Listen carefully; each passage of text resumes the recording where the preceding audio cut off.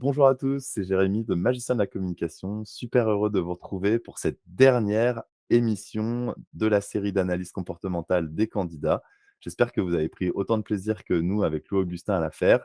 Bonjour à tous, ici Louis Augustin. Comme l'a dit Jérémy, je suis ravi, on est ravi d'être avec vous aujourd'hui pour cette vidéo d'explication et de débriefing. Comme vous l'avez compris, on a essayé de partager au mieux nos grilles de lecture. Là, on vous les explique très simplement en 3 niveaux: le verbal, les mots qui sont utilisés, le paraverbal, la façon de les dire, c'est la ponctuation, c'est les silences, c'est aussi les emojis quand on écrit, sur Messenger, sur WhatsApp, sur n'importe quoi. C'est pour ça qu'ils ont été inventés, c'est pour mettre du contexte, pour ajouter du paraverbal justement et puis le non-verbal avec Louis Augustin. En ce qui me concerne mes grilles de lecture, étant synergologue, la synergologie, qui est cette discipline qui aide à analyser, décrypter et comprendre l'esprit humain grâce à la structure du langage corporel, a été très présente. Il y a d'autres outils que j'utilise liés à mes sujets de passion, qui sont la psychologie notamment, la programmation neurolinguistique, et tout un tas d'autres disciplines connexes. Et on aperçoit ici deux schémas un peu parlants d'un certain nombre d'items, d'un certain nombre de contacts qu'on peut avoir sur le visage ou sur le corps, qui ont un horizon de sens, qui nous témoignent d'une information, et que, en tant que synergologue, j'ai travaillé du coup pendant plusieurs années. Si vous avez envie vous-même d'en savoir un peu plus, vous pouvez vous rapprocher de l'Institut européen de synergologie, ou bien de manière préalable, on a lancé une formation qui s'appelle Poker Face, et qui a pour but de vous familiariser avec les bases de l'analyse comportementale. C'est le cadre de mon quotidien chez Calon Group, qu'on verra un peu plus tard, mais voilà en gros un peu les outils qu'on a voulu mettre en pratique et de manière concrète avec l'analyse de ces vidéos. On a voulu vous montrer ces grilles de lecture au travers d'exemples pratiques, au travers des exemples des candidats. On s'est dit que ce matériel, c'était une vraie opportunité pour vous, de voir comment les supports de communication de ces candidats ont été travaillés, comment est-ce qu'ils les ont mis en avant.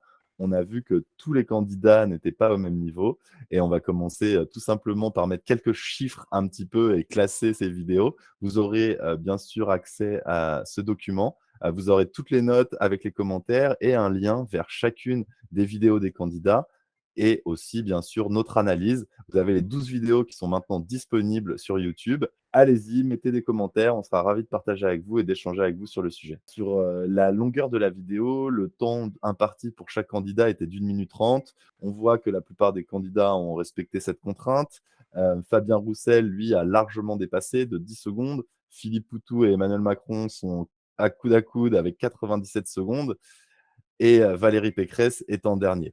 Ce qu'il faut aussi, noter, c'est que la plupart des candidats ont choisi quand même pour un 50-50, face caméra et 50 avec des images, dans l'action.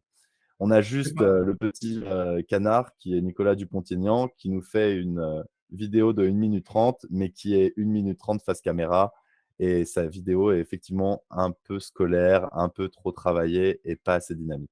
On voit sur le tableau qu'on a 5 candidats qui ont choisi de ne pas apparaître face caméra. J'ai mis celui-là d'Anne Hidalgo en jaune parce qu'en fait, c'est une qui a choisi, de mixer, ses images avec un meeting politique et le résultat est très convaincant. C'est d'ailleurs, celle qui a une des meilleures notes. Du coup, je vous invite à bien sûr à aller regarder sa vidéo pour voir comment elle a réussi à faire ça. Ici, on dresse le podium de ceux qui n'ont pas respecté le timing.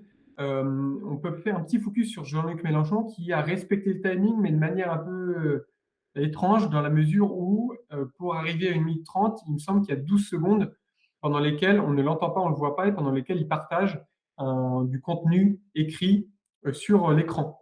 Donc, histoire d'avoir une objectivité et une clarté de la situation la plus claire possible, c'est le cas de le dire.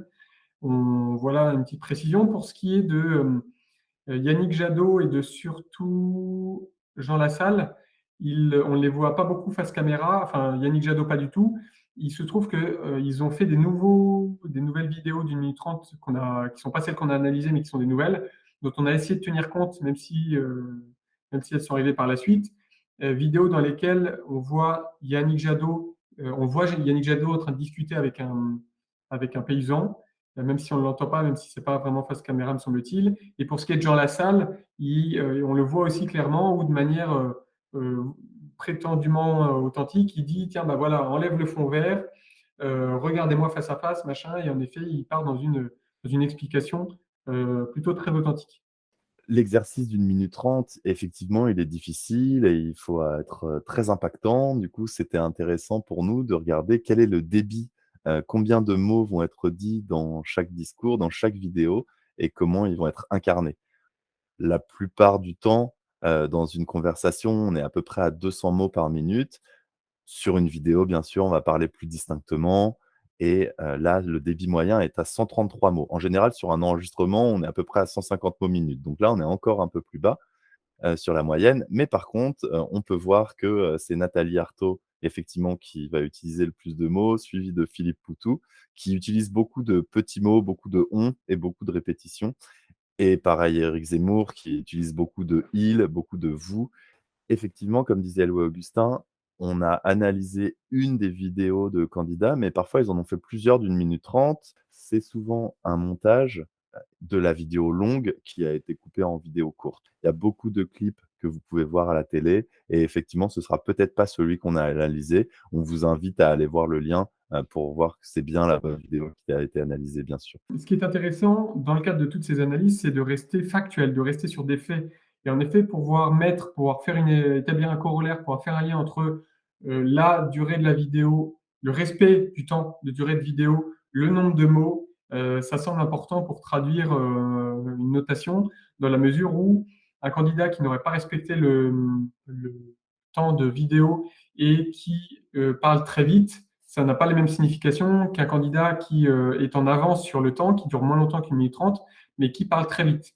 En effet, ça nous donne ce genre d'informations factuelles qui nous aident pour notre analyse. Pour rester factuel et pour voir aussi le degré d'implication de chaque candidat dans son discours, on a analysé l'occurrence des pronoms, on a analysé aussi l'occurrence de chaque mot. D'ailleurs, c'est le mot «France» qui revient le plus de fois et le mot «ensemble». Et en fait, on peut voir l'implication des candidats, surtout sur le pronom «je». On a, le gagnant qui va être Emmanuel Macron, celui qui veut se mettre avec nous et s'englober pour montrer qu'il est guide. On peut voir aussi les différents candidats qui vont jouer là-dessus. On a un seul candidat qui va jouer sur le «on», c'est Philippe Poutou, puisqu'il ne se met pas directement en avant, mais plutôt son parti. Et petit focus sur le «on» de Philippe Poutou, qu'il est en effet quasiment le seul à utiliser, ou en tout cas le seul à ce niveau-là.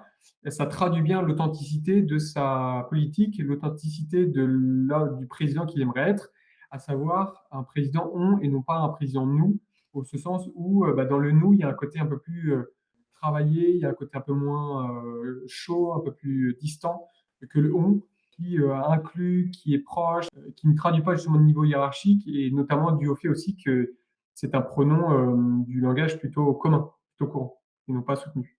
Et j'ai aussi ajouté, les colonnes «moi» et «mon» parce qu'on se rend compte que les 2 seuls qui utilisent «moi» sont Valérie Pécresse et Éric Zemmour et ensuite on a aussi «mon programme» qui est dit 2 fois, par, Marine Le Pen et une seule fois par Nathalie Arthaud et c'est intéressant de noter que, c'est les seuls candidats, hein, il n'y a pas beaucoup de vidéos qui emploient ces pronoms-là et donc du coup, ils ont vraiment quelque chose à prouver. Ils veulent vraiment montrer qu'ils ont quelque chose de différent. Petit focus en effet sur les cases rouges qu'on voit de Jean-Luc Mélenchon et d'Yannick Jadot avec l'emploi du «je», dans la mesure où sur les vidéos qu'on a analysées, on ne les voit pas face caméra. Jean-Luc Mélenchon, on ne l'entend même pas et Yannick Jadot non plus d'ailleurs. Il va de soi qu'en effet, voilà, il ne risque pas de dire «je». On peut mettre en comparaison Jean-Luc Mélenchon qui ne se montre pas, mais qui veut inclure tout le monde, avec Emmanuel Macron qui, lui, se montre et s'implique dans son discours, mais veut inclure tout le monde aussi. Il est intéressant pour pouvoir les comparer, pour que vous ayez toutes les infos sous les yeux, des infos factuelles et quantitatives. Après le champion de qui a la plus longue, voici maintenant le champion du name dropping. Le titre du champion du name dropping est donc attribué à Yannick Jadot, qui arrive en 3 secondes, même peut-être 2 secondes de vidéo, à nous afficher ces 6 images, pour vraiment ancrer les esprits et pour montrer, qu'il se rattache à tous ces univers. On a ensuite Anne Hidalgo, qui va remettre, cet affichage de Mitterrand qui gagne à l'élection sur un Minitel. Il faut savoir que cette image, elle a été aussi utilisée dans le clip, version courte de François Hollande, que j'ai revu et qui est très, très similaire à celui-là. Et c'est elle qui a la meilleure note, mais c'est aussi le montage qui marche le mieux. Donc pourquoi, changer quand il y a quelque chose qui marche? Elle a opté pour, ne pas changer. Effectivement, Hollande a été élu, ça marche et le montage fonctionne toujours très bien. Donc pourquoi s'en priver? Pour finir, on a Emmanuel Macron, qui lui ne fait pas du name dropping de gens connus, mais de prénoms, de gens de tous les jours et qui veut se sentir très proche de nous grâce à cette vidéo et surtout, c'est intéressant puisque c'est Lona, qui commence la vidéo alors qu'on attend, la voix d'Emmanuel Macron et c'est une voix féminine qui commence la vidéo. Petit rappel, hein, on fait un focus sur ces name dropping, donc sur ces citations de noms de personnalités, parce que consciemment ou inconsciemment, ça peut avoir un impact sur, le vote peut-être, mais le capital sympathie ou l'identification que vous et moi pouvons avoir lorsqu'on voit ce genre de clip. On a eu l'occasion d'en parler dans une vidéo, l'analyse de, Yannick Jadot probablement, l'impact que justement ça avait, que le name dropping pouvait avoir, sur nous de manière consciente ou pas. Mais voilà, petit rappel, dans le cadre de cette vidéo ici maintenant. Alors on parle de name dropping, effectivement, c'est juste des flashs, d'images, qui passent, mais bien sûr, ça s'imprime. La communication, elle est partout, la communication, elle est visuelle, elle est orale et là, on fait un focus sur comment ils se sont exprimés, mais bien sûr, le support vidéo compte beaucoup et certains l'ont utilisé à bon escient, d'autres ne trouvent pas le bon équilibre et d'autres n'ont pas vraiment réussi l'exercice. Alors après, qui a la plus longue et le champion du name dropping, nous allons pouvoir maintenant parler d'authenticité. C'est bien ce dont il s'agit dans le cadre de mon analyse et dans le cadre de mon métier, même si j'aurai eu l'occasion de vous en parler, un peu plus tard, dans cette vidéo. Pour ce qui est de l'authenticité, donc qui permet d'être vue notamment, par le lien entre verbal et non verbal, la première est Nathalie Arthaud. Nathalie Arthaud qui est la seule à avoir fait sa vidéo, 100 du temps face caméra avec un discours qui est à la fois préparé tout en étant très authentique, pas récité, pas lu. On la voit bouger, on la voit dans différents contextes. Il faut que je fasse un petit erratum. Il s'avère que je me suis trompé. Et ça fait partie de l'analyse et des observations que de se tromper et aussi et surtout que de pouvoir le partager, en discuter. Dans le cadre de la vidéo de Nathalie Arthaud, je vous faisais mention du fait que sa droite était à notre droite et que sa gauche était à notre gauche. Je me suis basé sur la boutonnière de son manteau. Et il se trouve, après des recherches, et notamment une recommandation de Marianne, que je remercie, eh bien, en fait, il semblerait que pour les femmes, ce soit à l'inverse des hommes, que la boutonnière soit bien à gauche, et que donc, du coup, et je m'en excuse, on apprend tous les jours, eh bien, l'idée, c'est voilà, il se trouve que notre gauche de la vidéo, c'est sa droite, et que notre droite de la vidéo, c'est sa gauche, comme c'est toujours le cas, normalement, lors d'un exercice filmé, puisque la caméra change le sens. Et donc, du coup, l'ensemble des contenus dont je vous parle dans la vidéo de Nathalie Arthaud, eh bien, voilà, vous pouvez le relire et observer à nouveau la vidéo avec les bonnes lunettes. Le fait est que, de toute façon, c'est elle la plus authentique pour toutes les raisons dont on a déjà pu parler dans la vidéo. Et si on devait faire le podium, Nathalie Arthaud est donc en pole position. Jean Lassalle, avec la vidéo qu'on a analysée nous-mêmes, l'est déjà, puis dans la mesure où voilà, on le voit au contact avec une certaine proximité, on le voit un petit peu face caméra, mais pas beaucoup. Voilà, il y a, tout est authentique et c'est corroboré par la vidéo V2 qu'on n'a pas analysée, mais qu'il a sorti depuis, et où là, on le voit face caméra, ou pour rappel, vous aurez l'occasion de la visionner si vous le souhaitez, mais derrière lui, au départ, il y a un paysage de France, et il arrête la vidéo en disant, on arrête, enlève le fond vert, puisque c'est un fond vert, on voit le fond vert, on le voit bouger, et il s'adresse de manière très naturelle à son public, à vous, à nous, via cette vidéo. Donc Jean Lassalle arrive en numéro 2. Il arrive en numéro 2 aussi parce que on ne le voit pas tout le long de la face caméra, ce qui est donc un peu moins authentique que Nathalie Arthaud. En troisième et dernière position de ce podium, eh bien, nous avons ex aequo Valérie Pécresse et Marine Le Pen, pour des raisons assez similaires. Rien à voir, on vous précisait tout à l'heure, avec le côté politique n'avait pas d'impact ici dans le cas de l'analyse. Le sexe de Marine Le Pen et Valérie Pécresse n'a pas d'impact non plus. Mais le fait est qu'on les voit toutes les deux à peu près 50% du temps face caméra, 50% dans leur vie de candidate, avec un discours qui est préparé, mais enfin, qui n'est pas surjoué, à l'inverse de notre vilain petit canard du jour. Eh bien, voilà, d'après le ranking et d'après les évaluations, elles sont toutes les deux à peu près ex aequo. Valérie Pécresse est un chouïa meilleur et un chouïa plus authentique que Marine Le Pen, mais globalement, ça se joue à un mouchoir de poche. Donc, elles sont toutes les trois ex aequo. Et en effet, à nouveau, malheureusement, pour Nicolas Dupont-Aignan, il est notre vilain petit canard en dernière position de ce ranking, de cette notation, dans la mesure où, quand bien même on le voit 100% du temps face caméra, On l'a vu, hein, dans l'analyse de sa vidéo, nictation, clignement des yeux, donc absent. Il ne fait que lire son prompteur. Il s'arrête à 2 moments qui sont des moments voulus. Il se remet en marche à des moments voulus également. Il a une gestuelle qui est très rigide, presque forcée, pas du tout naturelle, très froide du coup. Et donc, au-delà du côté politique, ce genre de vidéo, quoique probablement que ça lui a donné une impression de maîtrise, eh bien, puisque l'authenticité qui est notre parti pris n'est pas du tout présente chez Nicolas Dupont-Aignan, eh bien, c'est typiquement ce qu'on ne vous recommande pas du tout de faire. On vous recommande bien évidemment de faire autrement et de vous rapprocher de quelque chose qui ressemble à la vidéo de Nathalie Arthaud. Voilà. L'objectif, c'est pas de noter les meilleures vidéos, même si on voit que certaines vidéos ont mieux marché que d'autres. D'ailleurs, on va vous mettre le lien de ce document où on a mis tous nos commentaires, toutes les notes pour chaque candidat, tous les liens vers notre vidéo d'analyse et la vidéo qui a été analysée. J'espère que vous avez compris comment on regardait une vidéo et comment on analysait, que ça va pouvoir vous servir pour vos supports de communication et vos prises de parole en public. Maintenant, vous me connaissez, je m'appelle Jérémy et je fais partie de Magicien de la communication. Je suis coach, de dirigeants et en business développement. Je vais les accompagner dans leur prise de parole en public et dans l'optimisation de leurs supports de communication, que ce soit des supports visuels, vidéo ou en direct, en présentiel. En ce qui nous concerne, chez Carlon Group, nous sommes donc des passionnés de la communication. Vous avez pu voir un aperçu de ce qu'on propose, que ce soit avec Jérémy ou avec d'autres partenaires dans le cadre de l'analyse comportementale. Notre parti pris dans le cadre du groupe ou dans le cadre de ces vidéos, c'est clairement l'authenticité. L'authenticité pour plusieurs raisons. D'abord parce que dans le cadre politique qui nous a amené à faire ces vidéos, et d'ailleurs Jérémy, je tiens à te remercier de m'avoir proposé de faire avec toi cet exercice.